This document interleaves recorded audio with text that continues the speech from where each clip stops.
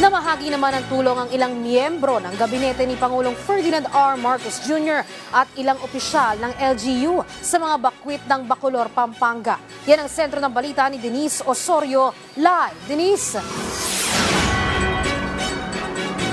Luisa, kaninang umaga bumisita sina DSWD Secretary Rex Gatchalian, DOTR Secretary Vince Dizon at Pampanga Governor Lilia Pineda dito sa bayan ng Bacolor upang mamahagi ng tulong sa ating mga kababayang evacuees na naapektuhan ng matinding pagbaha.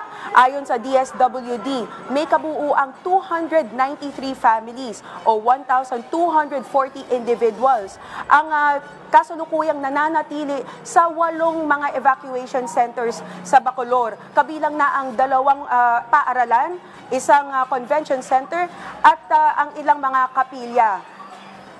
Ang Luisa, dito sa Bacolor Integrated School pa lang, may 110 pamilya o 410 na katao ng pansamantalang nakatira mula pa noong Lunes ng hapon matapos ang sunod-sunod na pananalasa ng bagyong Krising, Dante at Emong. Lagpas tao ang tubig sa maraming bahagi at dahil catch basin ang lugar, inaasahang aabutin pa ng higit 1 linggo bago ito tuluyang bumaba. Bawat pamilya na evacuee nakatanggap ng isang sleeping kit na may lamang kumot, sleeping mat, unan, kulambo at malong, family clothing kit na may mga damit, underwear at tsinelas, hygiene kit na naglalaman ng toothbrush, toothpaste, sabon, shampoo, arinola at iba pang kailangan para manatiling malinis ang katawan.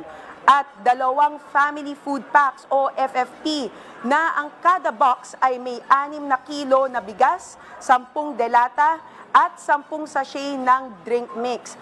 Luisa, ang Bacolor ang itinuturing na ang pangalawang naapektuhan ng mga bagyo nitong mga nakaraang mga linggo. At dahil ito sa pananalasa ng Krising, lalo ng Krising.